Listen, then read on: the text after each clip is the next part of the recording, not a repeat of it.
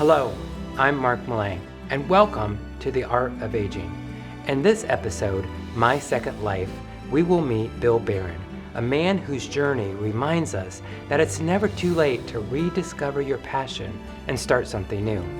That's ahead, right here on The Art of Aging.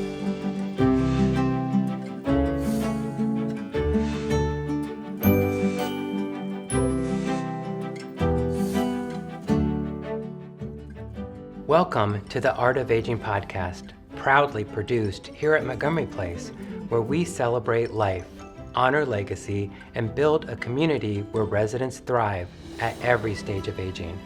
Located in Chicago's Hyde Park, Montgomery Place is more than just a place to live. It's a vibrant community overlooking Lake Michigan, where independence, learning, and connection are part of everyday life. Each episode, we share stories that capture what it means to age with purpose, grace, and curiosity. Today's episode, My Second Life, is brought to you by our friends at OMTS, Trinity Rehab, Whiffley, and Unidyne, all valued partners here at Montgomery Place. In this episode, we feature Bill Barron, whose journey from a rewarding career and family life to discovering a new purpose here at Montgomery Place beautifully captures what we mean by the art of aging. Bill's story reminds us that fulfillment, creativity, and growth don't fade with time. They evolve. Let's hear his story. The Art of Aging, My Second Life is presented by OMTS, Trinity Rehab, Whiffley, and Unidyne, in partnership with Montgomery Place. Good morning, Bill. Good morning, Mark. And thank you so much for joining us on this episode of The Art of Aging. I don't know if you recall or not the first day that I met you in the wood shop. I remember. And your story just so inspired me of your career and your history, and then to see your work in the wood shop. You truly exemplify our message of an art of aging. So appreciate you being on, and I just wanted to hear your story. So let's start at the beginning. All right. What is your earliest childhood memory? Earliest childhood memory. Let me see. Probably walking up and down the hill to go to school. Yeah, really. And that was where it was 5 miles both way in the snow and... No, it wasn't quite that bad. No, that's the earliest memory. I think was probably first grade in school. Sure. So, I was a little slow in remembering things. So. What was your childhood like? Where did you grow up at? Well, I grew up in Latrobe, Pennsylvania, which is a medium-sized steel mill town about 40 miles east of Pittsburgh. And it was, it was just a, very, very, very ordinary bringing up, really. And your career path? Well, that turned out a little more complicated. I admired my brother-in-law particularly, and he was a metallurgist in the foundry business. And after a few years in the war, I went to school to get a degree in metallurgical engineering. And so the metallurgical business sounded pretty good to me from his experience. So that's why I got into it. And the foundry business is mostly kind of down and dirty, but I enjoyed it. I really did. As a matter of fact, I moved around to some extent, as you always do in your younger days. But I wound up with a specialty foundry in Wisconsin, which was very well known. It's a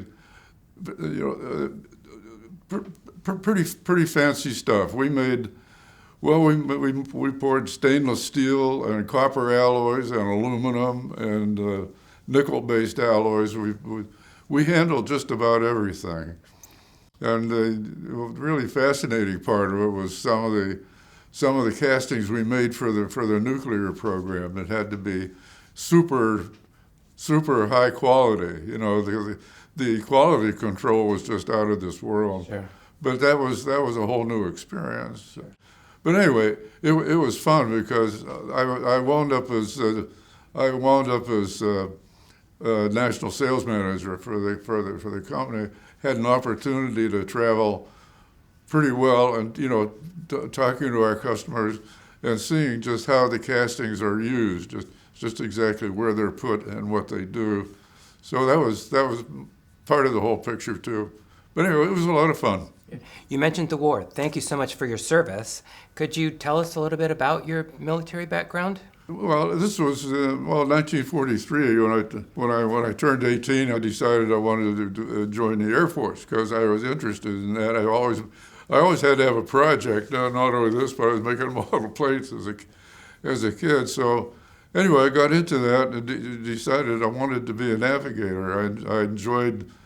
I enjoyed the celestial sphere. I liked the progression of the stars, and being able to plot a line of position on a chart from observing the height of a star. And so I was really fascinated by that. So that's how I got into navigation. But anyway, I wound up as a navigator on a 8th Air Force B-17. We're flying missions over Germany. Those are big planes. Yeah, well, it was big at the time. It's not very big anymore. Yeah. But I did have, well, we put in 32 missions, so then I came back and went to instructor school. Yeah. Well, anyway, another part of the story is I decided to stay in the I decided to stay in the reserve after I was released from active duty. And sure enough, they caught up with me later when General LeMay generated the Strategic Air Command. He decided he wanted to activate a lot of B-29s. So I wound up on a B-29 instructor crew. So it's been a year and a half doing that. But anyway, that's about it. What an amazing experience, and again, thank you so much for your service and willing to serve our country like that. Tell us about your family a little bit. Well, my family I have two sons left. I say left because I had two more which did not make it. But they're both in the area and keep in touch pretty well, really. One lives on the north side, the other one on the south side, and spends most of the winter in Florida. But anyway, that's about it. That's all the family I have left. You know, when you get to my age, you don't have all that many people around anymore, really. And speaking of your age, again, I remember that first day that I met you, in the wood shop and saw you making some of these wonderful wooden trains and trucks and cars and planes that you made. We had just a brief conversation, and you shared with me, about your hobby and your passion of creating the toys, and then you told me your age. And I have to be honest with you, I didn't believe you when you told me. I actually had to go to your medical chart and just to verify that when you told me that you were 100 years old, that was your actual age. So what do you contribute, just your livelihood and your passion to? Well, actually, I don't have any secrets along that line so far as that goes. But I've always been lucky. I've always been lucky. For some reason, I don't know why, but I certainly appreciate it. But it's just the kind of thing you go from day to day. You wake up in the morning and say, well, here I am again. So what am I going to do with it, right? It was one of those conversations that we had. I said to you, Bill, it's almost like this is your second life. And you said, yes, that's what I tell people. I have a second life. So can you explain or just share what that means to you and why you say it that way? Yeah, well, actually, it is a second life. As you know, I've lived here for 15 years. And that was a major transition, to say the least. After being active in business and technical things for a good many years, and then sort of drop out in a way and you have to be able to keep busy. You have to have something going. I was kind of concerned for a while. I thought, well, I don't want to wind up being just being an old curmudgeon, sitting over in a corner grousing, that sort of thing. But my wife died 6 years ago. But when we moved here, we had known people who had lived here before, so we would visited and talked with people and visited. But anyway, that's how we made this choice. We didn't do any research so far as that's concerned. But well, I don't know how far you want to get into this, but we moved here from Colorado because both my wife and I had been wound up in the Chicago area after we had both moved around to some extent. And after we were married, Dottie had a daughter who lived in Durango, Colorado. So we decided, well, heck, we can live anywhere we want. So we just went out there to visit for a while. And we both fell in love with Dottie. Has been out there before, visiting before. But anyway, we wound up talking to a real estate agent. You know what happened? We bought a house, right? So we lived there for 7 years. But we needed to move to a lower altitude. Dottie had some breathing problems. We lived at 7,000 feet. So we moved here, which is about 700, which makes it a whole lot more comfortable. So that's how we moved here in the first place. But it's turned out very well. I can't imagine anywhere else I'd want to be, to tell you the truth. Great. And what really drives your passion for your wood making? Well, I think number one, I have to have a project. I have to have a project going. And I got into the woodwork because I was looking for something to pick up. Well, I made stained glass for quite a while, like up on the first floor. But that was coming to an end because there were only so many places you could put that many panels. But anyway, I made a trip over to the book sale, the annual book sale in town. And browsing around there, I found a book from England, actually, with some sketches of wooden toys that looked pretty good. So I glommed onto that, and that was the genesis for starting this whole thing. So then the thing just kind of mushroomed. But of course, it's the kind of thing I can't quit. I can't quit because the staff keeps coming around and saying, "You making the toys? Still making the toys? Oh yeah." What do you do with those toys? Well, I put them out. Well, I put them out every year at the staff Christmas party. When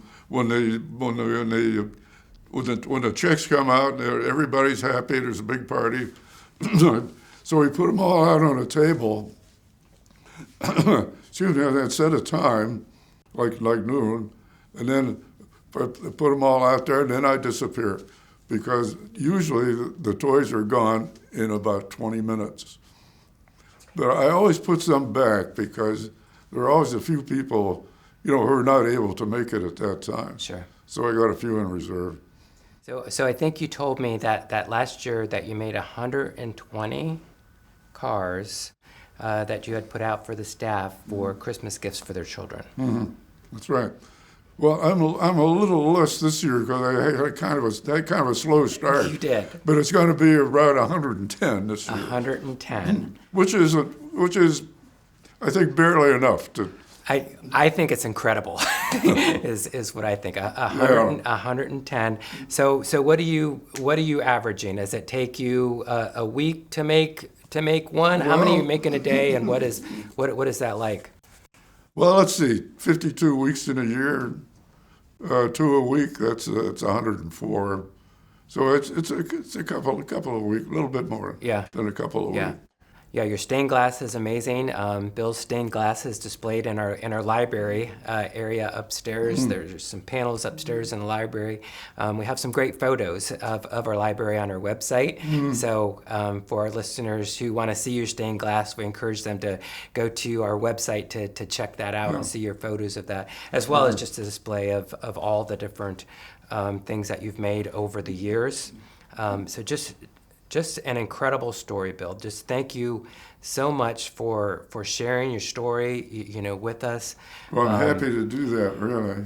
From starting out, walking to school as a young boy, your service and your career, and just how you've really taught yourself just to continue to grow and thrive, is just incredible. Right. Any other advice that you would like to give to our listeners? Don't let yourself get down. Right. Okay. All right. So we're going to move now into the next section of our interview, and this is called the MP3. Mm-hmm. So the Montgomery Place 3 questions. Okay. Today's MP3 is brought to you by our friends at OMTS. At Montgomery Place, we believe technology should make life simpler, safer, and more connected. Thanks to our partnership with OMTS and their integrated platform, Aisle, our team can focus on what matters most, providing exceptional care and comfort to our residents every day. Technology plays a vital role in every aspect of daily life at Montgomery Place, from safety and communication to comfort and entertainment. Through our partnership with OMTS and their integrated platform, we benefit from seamless solutions for life safety, access control, smart cameras, telephone, and resident TV services. OMTS provides not only innovation and reliability, but also unmatched support and training, giving our team the confidence and peace of mind to focus on delivering exceptional care. Together, we are redefining what modern senior living can be. To learn more about what OMTS and their Aisle platform can do for your community, you can visit them at www.omtsllc.com or reach out directly via email to lou.lindsay@omts.llc. Once again, that is lou.lindsay@omts.llc. So these are 3 questions that we ask every one of our guests on the art of aging. So are you ready? Ready. All right. Question number 1. If you could go back and give your 20-year-old self one piece of advice, what would it be? 20 years old. One piece of advice. Well, I was just thinking back to what I was doing when I was 20 years old. And that's a long stretch, but I would really have to think about that, honestly. Maybe something that you mentioned of don't let yourself get down. Right. Right. That's a part of it. That doesn't sound quite right, though. It's just that. Well, when I was 20, I was flying missions when I was 20, and so what I was thinking then was, and I still feel the same way. I guess it comes down to this. I'm always glad when I get up in the morning, honestly, because okay, here we are again. Here we have this day, and what are we going to do with it? Just take them a day at a time and. Sure. Okay. Very, very good. Very good. Question number 2. What lesson took you a lifetime to learn? I would say, after going through all the ups and downs that we all have, it hasn't all been easy. It's been, I've lost 2 spouses and 2 sons along the way. But you get to the point where you learn to get out of yourself and look for things beyond what you've been doing. Look beyond the world that you grew up in effect. I guess what I'm getting at was the thing that keeps coming to mind is that the old shaker hymn. When it says they're talking about simple gifts. 'Tis a gift to be simple. 'Tis a gift to be free. And you'll have to learn that, particularly after you retire. You just say, okay, we're kind of back to basics now, and we have an opportunity to reach out And well, just as an example of that, all in my career in technical business and everything I was reading was related to that. I never read any fiction at all. It was all nonfiction. Then when I retired, I found that there's a whole nother world, well, particularly surrounded by a lot of very academic people in Montgomery Place.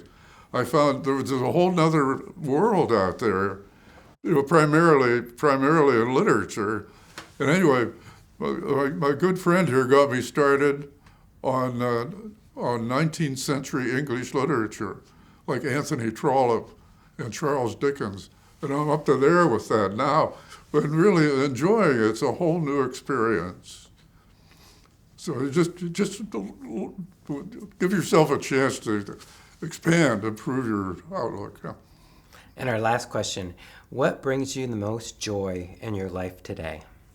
Well, aside from being able to make the toys and enjoying, I know I just love the thought of all the happy kids playing with them and the staff people that are glad with them. But I think it's realizing that it is a whole nother life. It is a whole nother life.